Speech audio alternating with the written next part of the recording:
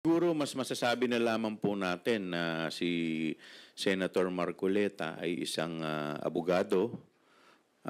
Mahusay din naman po. Alam naman po natin yan. Nakasama po namin dito sa House. Kaya siguro siya yung tamang tao na mas makakapagpaliwanag ng mga legal implications at makakasagot sa mga tanong na po pwedeng ibato dito po sa kanyang motion.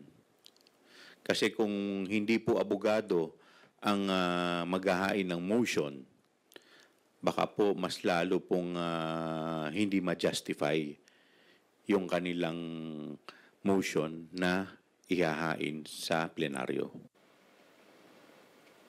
There's no doubt naman po that sabi nga ni Chairman Joel na magaling naman talaga bilang abogado at bilang legislator.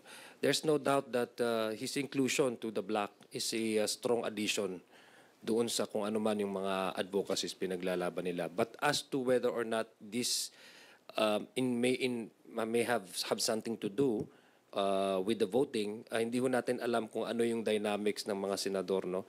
But siya ho yung naging move-on, siya ho talagang nagdepensa. So, yun lang po. Let's leave it at that. At talaga namang meron siyang kakayahan bilang isang legislator.